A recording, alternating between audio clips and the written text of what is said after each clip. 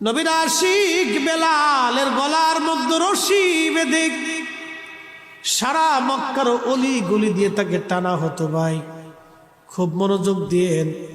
বেলাল রাদিয়াল্লাহু আনহুর হাত পা গুলি বেঁধে বেঈমানের দলেরা মরুভূমির ভিতরে নিশ্চিত করে শোয়া পাথর চাপা দিয়ে চলে আসছে। সৌদি আরব যারা চাকরি করেছেন তারা আপনারা জানেন, প্রচন্ড গরমে হযরত বেলালের শরীরের ভিতরে বালুগুলি এসে এসে ফুসকা পরে পরে ঘা হয়ে যাইত। ওই ঘায়ের মধ্যে চাবুক দিয়ে পিটানো হতো আর বলা হতো বেলাল কালেমা সারবি। বেলালের একটা আওয়াজ আসতো, আহাদ আহাদ আহাদ, আল্লাহ এক আল্লাহ এক আল্লাহ এক আল্লাহ এক আল্লাহ এক। এইভাবে বেলাল কাঁদতে থাকতে ওরা বেলালের জিহ্বা খানা।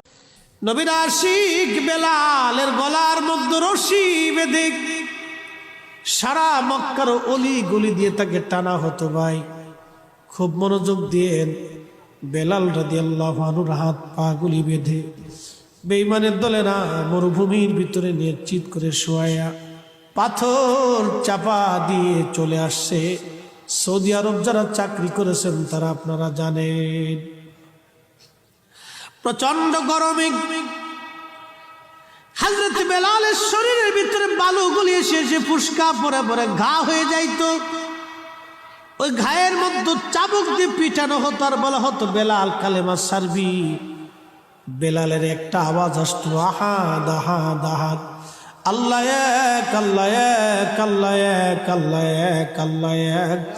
এইভাবে বেলাল কাঁদতে থাকতে ওরা বেলালের জিহ্বা খানা। নবীর আশিক বেলালের গলার মধ্যে রশি বেঁধে সারা মক্কার অলি গলি দিয়ে তাকে টানা হতো। ভাই খুব মনোযোগ দিয়েন।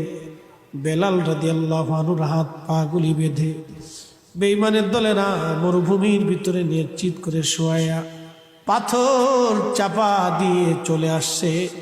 সৌদি আরব যারা চাকরি করেছেন তারা আপনারা জানেন, প্রচন্ড গরমে হযরত বেলালের শরীরের ভিতরে বালুগুলি এসে এসে ফুসকা পরে পরে ঘা হয়ে যাইত। ওই ঘায়ের মধ্যে চাবুক দিয়ে পিটানো হতো আর বলা হতো বেলাল কালেমা সারবি। বেলালের একটা আওয়াজ আসতো, আহাদ আহাদ আহাদ, আল্লাহ এক আল্লাহ এক আল্লাহ এক আল্লাহ এক আল্লাহ এক। এইভাবে বেলাল কাঁদতে থাকতে ওরা বেলালের জিহ্বা খানা।